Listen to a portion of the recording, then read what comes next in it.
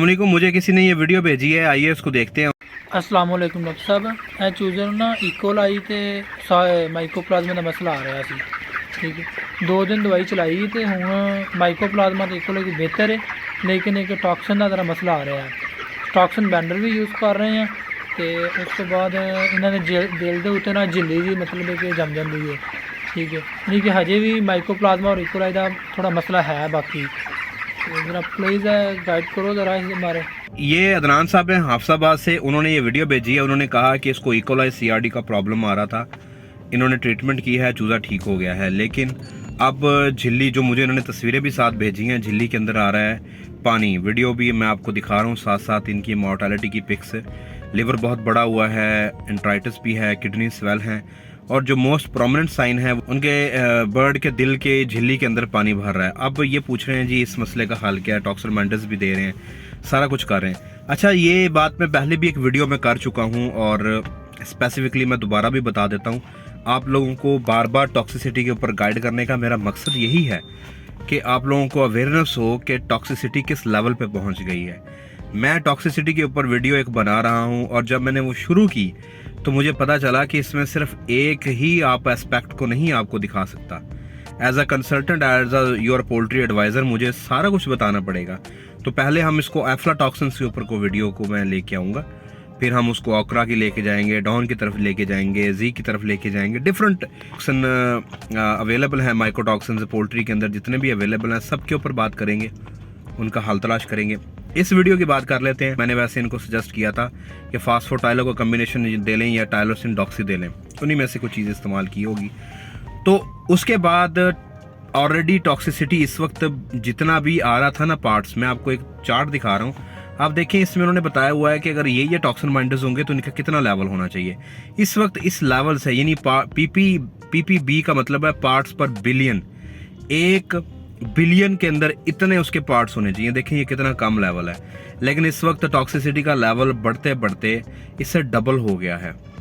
Reason, soybean meal Pakistan में पिछले साल 6 माह से नहीं आया हुआ, फंसा हुआ है और वो ख़राब हो चुका होगा। डेफिनेटली उसमें फंगस लग चुकी होगी क्योंकि वो सीड था, मील नहीं था। क्रश होगा, उसमें से ऑयल निकलेगा। कैनोला मील शॉर्ट है। इसके बाद डिफरेंट जो और भी मील्स हैं, वो जितने भी हैं, सनफ्लावर है, कुछ भी है ना, वो शॉर्ट हैं। क्या हो रहा है, डल क्या रहा है, कचरा डल रहा है। आप ये देखें, पोल्ट्री मील डल रहा है, फेदर मील डल रहा है, फिश मील भी मिल रहा था, अब शॉर्ट हो गया है। ठीक है, तो और तरह के मामला, तो और तरह की प्रोटीन के सोर्स डाल के पोल्ट्री का बैग आपके शेड तक वजन पूरा करके भेजा जा रहा है, अंदर उसके कुछ नहीं है। देखिए, साइन टॉक्सिसिटी का मेन यही है कि आपका लिवर डैमेज होता है, और सीवियर साइन के अंदर ये होता है कि इसोफेगस में, मुंह के अंदर छाले बनना शुरू हो जाते हैं, बर्ड की फौरी डेथ होना शुरू हो जाती है। लेकिन अब क्या है, अब जितना भी इसके अंदर जो भी पोल्ट्री मील डल रहा है उसकी वजह से किडनी टॉक्सिसिटी आ रही है, किडनीज इफेक्ट हो रहे हैं, और ऊपर से हमने जो एंटीबायोटिक्स देनी है उसके बाद भी प्रॉब्लम, किडनीज के ऊपर ही सारा इफेक्ट पड़ रहा है। तो क्या हो रहा है, किडनी फेलियर की तरफ चले जाते हैं, किडनी चोक हो जाते हैं। जब किडनी चोक होते हैं, प्रॉपर फ्लशिंग नहीं करते, पानी को बॉडी से बाहर नहीं निकालते, आपको लगता है आपका चूज़ा बंद है, बीट सख्त आ रही है। अच्छा, फिर और उसके साथ साथ क्या होता है, बर्ड का पानी जो है ना, वो उसकी बॉडी की कैविटी के अंदर जमा होना शुरू हो जाता है, जिसे हम एसाइटिस बोलते हैं, वाटर बेली कहते हैं। और उसका इनिशियल साइन तब शुरू होता है जब बर्ड के लंग्स कॉम्प्रोमाइज़ हुए होते हैं ऑलरेडी। फिर जब उसका किडनी और टॉक्सिसिटी के मसाइल आते हैं तो दिल पंप कर रहा था ब्लड लंग्स की तरफ, लेकिन कैपिलरीज ब्लॉक हैं आगे से, लंग्स प्रॉपर काम नहीं कर रहे, प्रॉपर ऑक्सीजन नहीं दे पा रहे, बर्ड मुंह खोल के सांस ले रहा है, इस तरह के प्रॉब्लम है।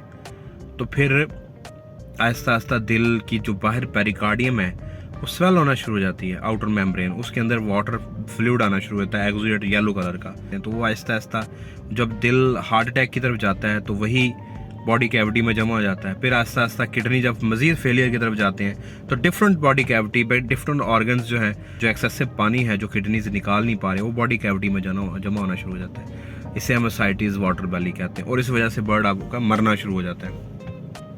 ये पहला साइन है कि अच्छा, ये एडिनो नहीं है, this is not adeno virus, ये जस्ट आपके बर्ड की फीड के नाकस होने की वजह से प्रॉब्लम आ रहे हैं। अब हमने यहाँ पे करना क्या है, हमने करना ये है कि जितना भी आप टॉक्सिन बाइंडर डाल रहे हैं, एक तो टॉक्सिन बाइंडर्स क्ले बेस्ड ना डालें।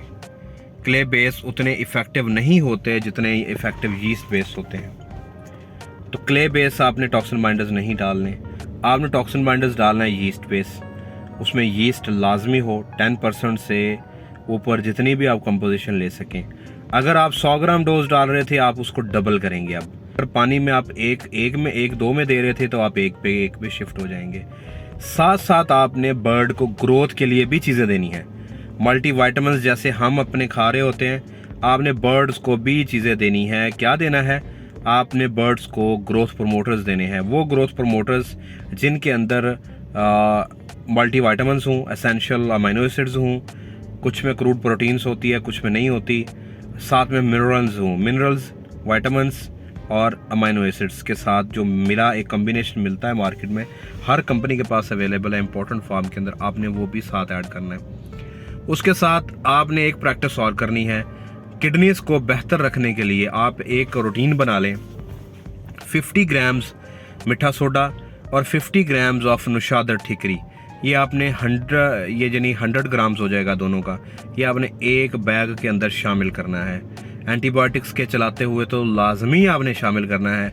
अदरवाइज़ आपने वीक में 2-3 दफ़ा 50 से 100 ग्राम ठिकरी नुशादर, 50 से 100 ग्राम मीठा सोडा, ये आपने लाजमी देना है। इससे यह है कि किडनीज़ की टॉक्सिसिटी कम रहेगी, इन्फ्लेमेशन पे इफेक्ट आएगा, किडनीज़ आपके नॉर्मल हालत में रहेंगे। बर्ड एक नॉर्मल फंक्शनल किडनी के साथ आपका चलेगा ना, तो वो फीड भी बेहतर खाएगा, उसमें एसाइटिस का मसला डेवलप नहीं होगा। अगर फिर भी खुदा न खास्ता प्रॉब्लम आ रहा है, तो पहली लाइन ऑफ ट्रीटमेंट क्या है? फर्स्ट आपने फ्रूसामाइड देना है। अगर पोल्ट्री साइड का आपके पास बना हुआ कोई पड़ा हुआ ऐसा कोई फ्लशर है जिसमें फ्रूसामाइड है, तो आप फ्रूसामाइड ऐड करेंगे। नहीं मिल रहा, लैसिक्स, LASIX, लैसिक्स मैं स्क्रीन पे दिखा रहा हूँ। 40 मिलीग्राम की जो गोली है उसकी डोज अगर आप कैलकुलेट करें तो वो 1000 लीटर पानी के अंदर तकरीबन 400 से 500 बनती है। 1 टाइम डोज है, एक दफ़ा देने से आपका मसला हल हो जाएगा।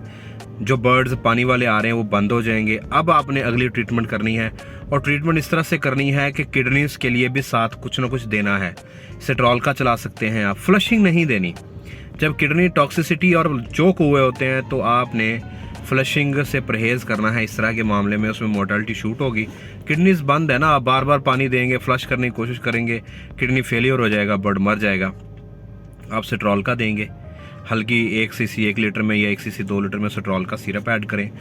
फीड के अंदर सबसे बेस्ट हाल ये है कि फीड के अंदर आप मीठा सोडा और ठिकरी नुशादर डाल दें, 50-50 ग्राम या 100-100 ग्राम आपके बर्ड की एज के हिसाब से, ठीक है, वो डालें। उससे यह है कि किडनीज आपके बेहतर हालत में रहेंगे। इस तरह के केस में जब आता है तो आपने पैरासीटामोल और आइबुप्रोफेन से परहेज़ करनी है। पोल्ट्री साइड का जो पैरासीटामोल और विटामिन सी का कम्बिनेशन है वो बेशक दे लें, लेकिन थोड़ा इस्तेमाल करें। ऑर्गेनिक एसिड्स का इस्तेमाल ज़्यादा करें, उससे भी एसाइटिस के मसले में बहुत हेल्प मिलती है। उसके बाद आप लहसुन का पानी दे सकते हैं। इसके बाद आप इसको इम्यून बूस्टर्स दे सकते हैं। ग्रोथ प्रमोटर्स, टॉक्सिन बाइंडर्स का तो मैं पहले बता चुका हूँ कि उसकी डोज आपने ज़्यादा कर देनी है। आपका कोई भी क्वेश्चन होता है, आप इस तरह से मुझसे क्वेश्चन पूछ सकते हैं। मैं कोशिश करूँगा अगर वो क्वेश्चन बाकी लोगों से रिलेटेड होगा तो उसके ऊपर इस तरह की एक वीडियो बना दूँ या एक शॉर्ट बना दूँ। और आप कमेंट्स करें, आपके कमेंट्स पढ़ता हूँ, जवाब भी देता हूँ। और साथ साथ यहाँ पे एक चीज़ क्लियर कर दूँ, मैं अपना पोल्ट्री मेडिसिन का बिज़नेस करता हूँ। साथ साथ मैं आप लोगों का ये जो यूट्यूब चैनल है, ये मैं इस पे वीडियोस और शॉर्ट्स और वो उसका डाटा जो भी उसकी रिसर्च है मैंने वो भी करनी होती है। तो मेरे पास टाइम शॉर्ट होता है, क्वेश्चंस लोगों के ज़्यादा आए होते हैं। बाज़ औक़ात मैं मैसेज देखता हूँ आया है, मुझे जब टाइम मिलता है मैं उसको रिप्लाई देता हूँ। ज़्यादा जल्दी रिप्लाई चाहिए तो आप ग्रुप ऐड हो जाएँ, ग्रुप में ऐड हो जाएँ, बहुत कम सी उसकी फ़ीस है, ठीक हो गया। अगर नहीं दे पा रहा तो वेट कर लें, मैं इवेंचुअली जवाब दे देता हूँ। ये सब लोग जानते हैं कि मैं आंसर्स दे देता हूँ, चाहे बेशक एक दिन अगर लेट भी हो जाता है उसके लिए माजरत है, लेकिन मैं जवाब देता हूँ। अगर आप चाहते हैं कि ये चैनल ज़्यादा से ज़्यादा ग्रो हो, आप मुझे patreon.com का लिंक है डिस्क्रिप्शन के अंदर, आप उसमें जाके मुझे सपोर्ट कर सकते हैं एज लो एज $5। मेरे फेसबुक पेज को भी लाइक करें, पोल्ट्री विद डॉक्टर कामरान। मुझे इंस्टाग्राम पे फॉलो करें।